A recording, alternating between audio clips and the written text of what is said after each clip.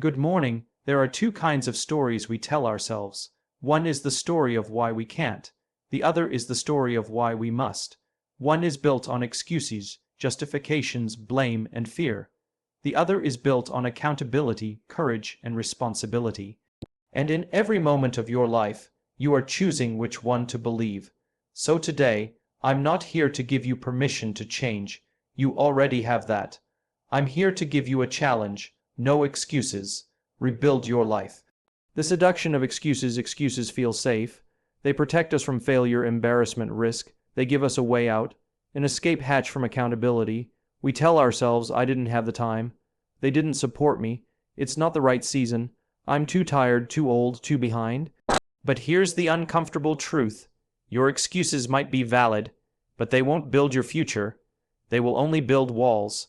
Walls between you and who you were meant to become. Because every time you choose an excuse, you reinforce a mindset that the outcome of your life is someone else's responsibility, that the best version of you is out of reach, and nothing could be further from the truth. The power of ownership rebuilding your life doesn't begin with a plan. It begins with a decision. I will no longer outsource my potential to my past. That moment is where the real work starts, when you stop blaming your parents. When you stop waiting for motivation, when you stop using yesterday as a prediction for what's possible tomorrow. Owning your life means this: you didn't choose everything that happened to you, but you are responsible for what happens next. Let that settle in, because the moment you take ownership, you regain power. Power to act, power to grow, power to rebuild, and rebuilding doesn't mean erasing the past. It means using it, every failure, every betrayal, every rock-bottom moment. It's not your identity, it's your material, your foundation. Start where you are. You don't need to wait until the timing is perfect. You don't need to be fearless or flawless to begin. You just need to be honest enough to say, this is where I am, and I refuse to stay here. Start with one decision, one habit, one commitment to stop numbing, stop avoiding, stop pretending. You don't rebuild a life overnight. You rebuild it moment by moment, brick by brick, choice by choice. And those choices, they don't require perfection. They require consistency. The cost of delay: every day you delay rebuilding, you strengthen the story that says you're not worth it, that you'll get to it later, that someday things will magically change. But here's the truth: later is a lie. If it matters now. Rebuilding your life isn't just about you. It's about everyone you'll impact when you do. Because when you rise, you give others permission to rise. When you live with purpose, you create space for others to do the same. Your healing is not selfish. Your growth is not optional. It is your responsibility. No excuses, just purpose. So if you're tired, good. If you're frustrated, good. If you're scared, good. It means you're awake. Now decide, are you going to keep building a life around your limitations, or will you build one around your values? Will you keep reciting the story of why you couldn't? Or will you write a new story about how you did? No more blaming, no more waiting, no more shrinking, no excuses. Rebuild your life, because you can, because you must, because deep down, you're ready. Excuses are powerful. They protect us, shield us from failure, and, for a brief moment, make us feel safe. They give us a way out when we're faced with discomfort or uncertainty. They create the illusion of control in a world that often feels chaotic. But here's the truth: excuses are like walls. They might make us feel secure, but they also keep us confined to the same place day after day. They prevent us from moving forward, from evolving, and from stepping into the future that we know we're capable of creating. We all have valid reasons for staying where we are. I don't have the time. I'm too tired. The economy isn't in my favor. My family doesn't understand. My circumstances are just too difficult. These reasons are not inherently wrong. In fact, many of them are grounded in reality. Life can be hard, circumstances can be unfair, and not every opportunity is accessible to everyone. The challenges we face are real, and acknowledging those challenges is important. But the key is this: acknowledging your challenges is not the same as letting them control your future. Excuses are rooted in fear. They are a response to discomfort, to the unknown, and to the idea that failure might be just around the corner. They offer us temporary relief by allowing us to postpone action. They offer us justification for why we can't, when, in reality, what we might actually need is a shift in mindset, not a retreat. Think about it.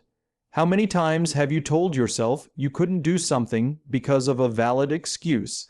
But deep down, did you ever feel the nagging sense that you could have done it, that something inside you was holding you back, not your circumstances?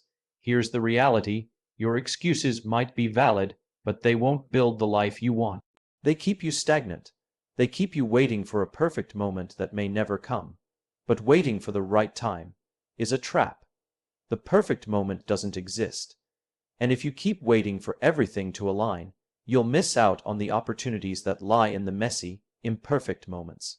Instead of letting your excuses dictate your actions, ask yourself, what would happen if I stopped giving myself permission to settle for not yet?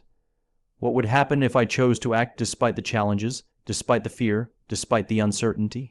When you stop letting excuses define you, you open up the possibility for growth, change, and ultimately a future that's built on action, not avoidance. Excuses won't get you closer to your goals, but courage will. Courage to act, courage to face discomfort, courage to rebuild your life even if it's imperfect. The first step to rebuilding your life begins not with a grand plan or a detailed strategy. It begins with one simple yet profound decision: taking ownership. For many of us, this step feels uncomfortable. It requires us to look in the mirror and face the parts of ourselves we've avoided. It challenges the notion that our circumstances, our past, or the people around us are the reason we're stuck. Taking ownership means accepting that you are responsible for what happens next, even if you didn't choose everything that led you here. Ownership is not about blaming yourself. It's about acknowledging your power to shape your future, regardless of your past.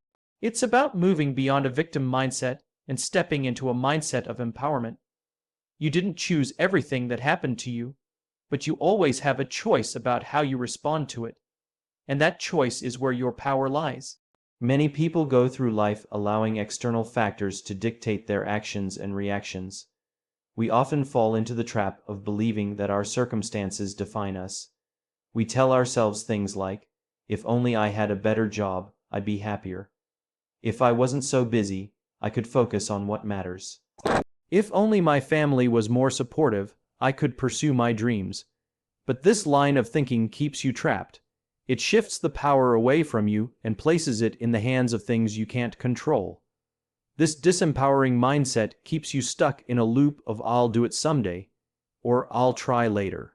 The moment you start believing that someone or something else is responsible for your life's trajectory, you start waiting for permission to live, permission to act, permission to grow, and that permission may never come. Taking ownership means understanding that you are responsible for your next move, regardless of the circumstances. It means accepting that, no matter how difficult or unfair life has been, you have the power to decide what happens next. When you take ownership, you stop waiting for external validation. You stop blaming the world for your struggles. Instead, you begin to see yourself as the author of your own story. You no longer allow the past to define you. Instead, you let your actions today shape the narrative of tomorrow. Taking ownership also means being honest with yourself about where you are and what you need to do to get where you want to go. It means facing the hard truths, letting go of the excuses, and committing to the actions that will rebuild your life. It's about stepping into the unknown with the confidence that you have the tools to handle whatever comes next. Rebuilding your life doesn't happen by accident. It happens because you decide to take ownership of your journey, your decisions, and your future. It happens when you choose to lead your life rather than letting it happen to you. And that decision is the first, and most powerful, step toward creating the life you deserve. Many people wait for the perfect moment to begin. They wait for the right circumstances, the perfect amount of time, or the right resources. They wait until everything aligns, but here's the truth. Progress doesn't require perfection. It requires consistency. The idea that change can only happen when everything is perfect is a myth. Perfection is an illusion, and waiting for it only delays your progress. The key to rebuilding your life isn't about waiting until all the pieces are in place. It's about making small, consistent actions every single day, even when conditions aren't ideal. Think about it.